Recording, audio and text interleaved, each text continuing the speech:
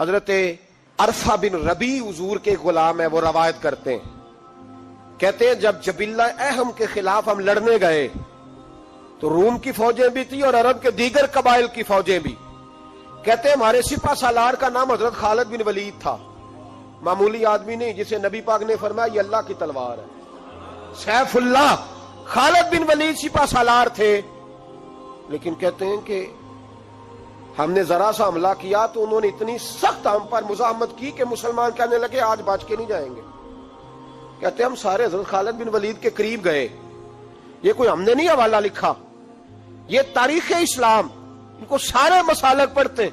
کہا حضرت خالد بن ولید سے کہ حضور مسئلہ کیا ہے؟ کسی جنگ میں پیچھے نہیں اٹھے، آج کیا ہوا؟ جناب خالد بن ولید کہنے لگے میری ٹوپی گھر رہ گئی ہے. میری کوئی نہیں سمجھ آئی آپ کو؟ میری تو نے کہا حضرت صاحب ٹوپی ہم سے لے لیں.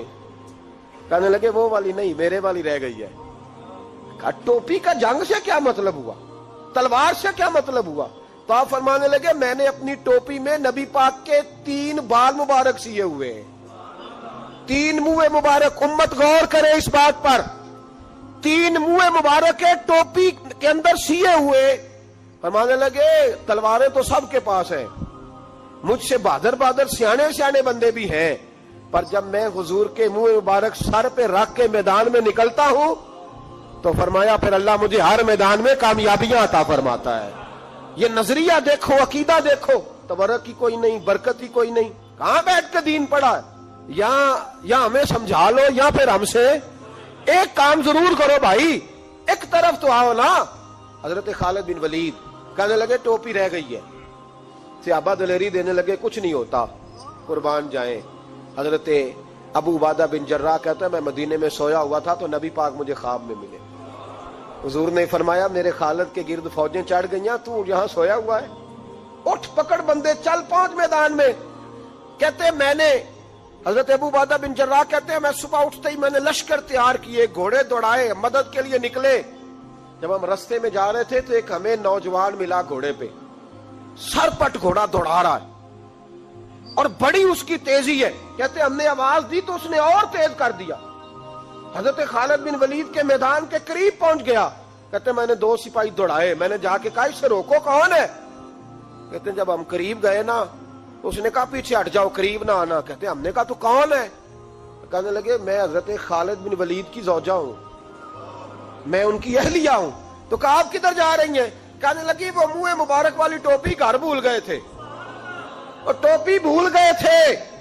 سارے راز نہیں جانتے، میں بیوی ہوں، میں جانتی ہوں کہ خالد کو کامیابی ملتی تھی مصطفیٰ کے تبرک کی برکت سے. وہ ٹوپی بھول گیا ہے، مسئلہ بن گیا ہوگا. ٹوپی پہ نظر پڑی ہے تو مجھے کوئی اور ملا نہیں تو میں خود دینے جا رہی ہوں.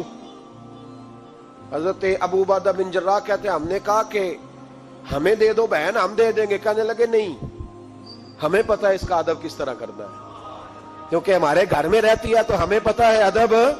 اور یارو اگر یہ ذائقہ ہی نہیں تو پھر تجھے حضور کی عزت کا پتہ ہی نہیں. اگر تو حضور کے تبرک سے آشنا ہی نہیں پھر تجھے پتہ ہی نہیں رسول اللہ کے مقام کا.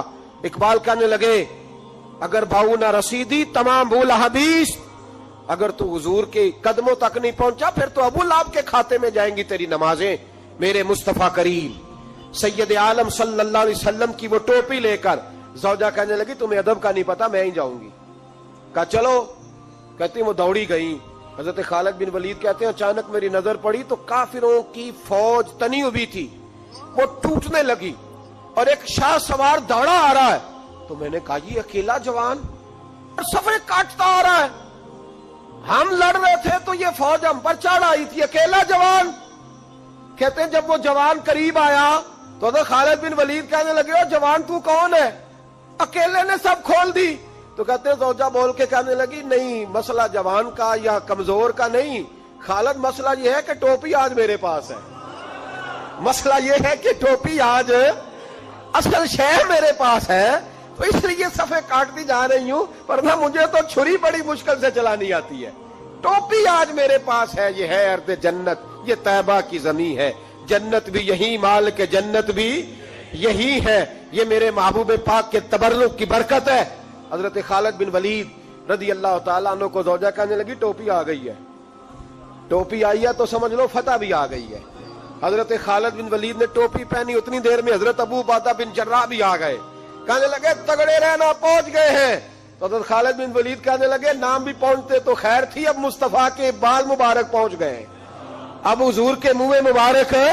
او بھائیو یہ تبرک حضور جہاں رکے، صحیح بخاری، صحیح بخاری، صحیح بخاری حوالہ میرے ذمے۔ تو مسجد نبی کی دیوار نہیں نہ چومنے دیتا، تو حضرت حلیمہ کے گھر کا بوسہ نہیں نہ لینے دیتا۔ صحیح بخاری۔ حضرت عبداللہ ابن عمر مدینے کے مفتی، جنہیں میرے نبی پاک نے فرمایا راجل صالح، یہ نیک آدمی ہے، وہ جب جاتے تھے نا بیت اللہ شریف مکہ معظمہ، تو وہ جگہ ڈھونڈ ڈھونڈ کے نماز پڑھتے تھے جہاں میرے نبی نے نماز پڑھی ہے۔ سارا بیت اللہ حرم نہیں، لیکن وہ جگہ ڈھونڈ ڈھونڈ کے جہاں میرے رسول نے نماز پڑھی ہے، حضور نے جہاں نماز پڑھی۔ بھائیو اگر حضور علیہ السلام کے قدموں کی مٹی سے پیار ہوگا تبھی تو مصطفیٰ سے ہوگا، لیکن یہاں یہ ظلم ہے امت کے ساتھ، یہ زیادتی ہے۔ میں کہتا ہوں کہ یہاں ہمیں بتاؤ ان حدیثوں کا کیا ترجمہ کریں، قرآن مجید کی ان آیات کا کیا ترجمہ۔ حضرت ام سلمہ حضور کی زوجہ ہیں، بخاری مسلم، ان کے پاس حضور کا ایک بال مبارک تھا، چاندی کی ڈیبیا میں بند کر کے رکھا ہوا تھا۔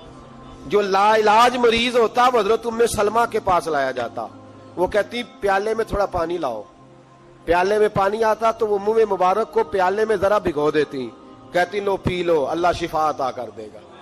لا علاج۔ حضرت انس بن مالک 10 سال حضور کی نوکری کی، لوگ پوچھتے انس کیا کمایا ہے، کہنے لگے جو کمایا ہے وہ صندوق میں بند کر کے رکھا ہے۔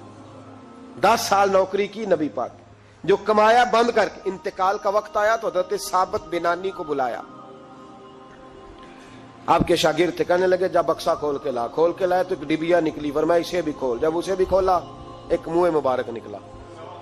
کل زندگی کی کمائی، نبی پاک کا اقبال مبارک، کہا اس کا کیا کرنا ہے، فرمانے لگے جب مر جاؤں نا غسل دے کے تو میری منہ کھول کے زبان کے نیچے رکھ دینا۔